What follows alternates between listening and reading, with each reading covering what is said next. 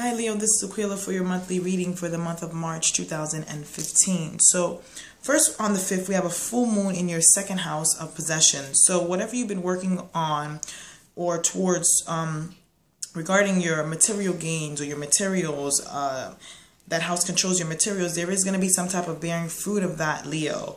On the 12th, we have Mercury, the planet of communication, going into your 8th house of regeneration.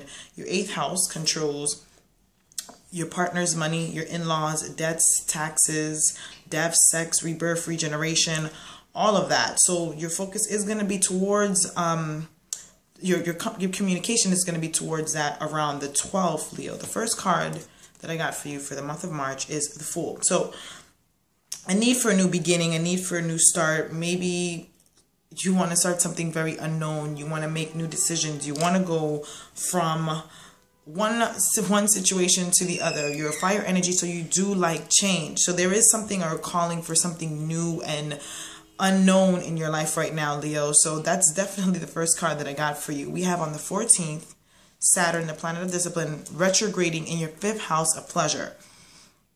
So Saturn is a planet of discipline. 5th house controls your pleasure, your romance, the joy you get from children, things that make you have fun, things that you enjoy with it.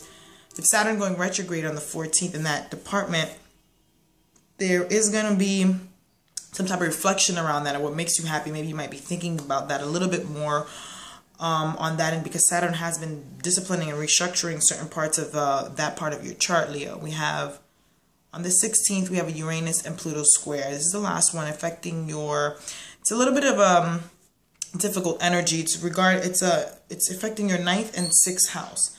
So your ninth house of foreign travel, higher education, philosophy, going back to school, if you want to travel somewhere. And it's also affecting your 6th house of health and service, and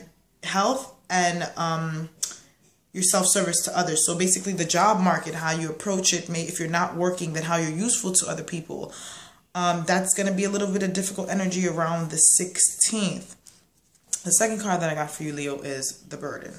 So you must leave something behind for something else, something positive, something more positive to happen. This burden is something mentally is holding you down or pulling you down, and you definitely have to let go of that in order for you to help yourself grow in a more positive light. We have on the 17th, Venus, the planet of love and money and pleasure, is entering into your 10th house of career and reputation. So what you do, your career, and the way you perceive yourself, there's going to be love and pleasure coming into that, as well as money.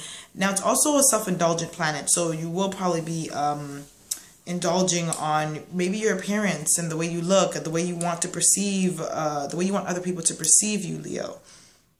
On the 20th, we have a new moon and a solar eclipse in your 8th house of regeneration. So there's a lot of change going on here regarding the regeneration department of your chart. You want things to be different. Solar eclipse is definitely going to give you that energy, especially with the new moon. New ideas are being planted. You're thinking differently about certain things, and you want to change some things up. This is going to be good for you, of course, with new moons. Wait a while before you make decisions, fine print, anything being signed here. Things are not really all out into the surface. Wait a couple of days. For that, on the 20th, Leo, we have the sun entering into your 9th house of long distance travel, higher education. It's the house of philosophy, the house of just a higher way of thinking. If the sun is entering into that, you're going to be thinking differently as well. Illumination on that part. We also have on the 30th, Mercury, planet of communication, also entering into your 9th house. So your communication will be on that as well. You're going to want to go places. You're going to want to do things. You're going to learn more.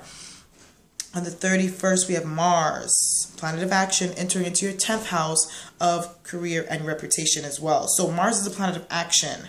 It's a competitive planet. It's also the planet of aggression. So we want to be careful with that. You're going to be charging forth with the career front. Maybe there's something that you would like to do, or if not career, your reputation, the way that you view yourself, the way that you would like others to view you as well. Third card that I got for you, Leo, is success. This is a victory card. Actually, it's a fire card, which is your element as well. This is public recognition. This is success and basically believing in yourself, building yourself to be a little bit more productive and resourceful in certain matters of your life. You want others to perceive you in a beautiful way. You want others to see that you're successful. Mars entering into your 10th house on the 31st will help you with that as well, Leo. That energy will be there for you. So don't lose faith with that. Towards the end of the month, there will be a lot more focus towards what it is that you really want to do, more energy pushing towards that. So don't lose sight of that, Leo. You're a fire sign, so you'll do fine with it. Again, I'm Aquila, and I'll see you next month, Leo.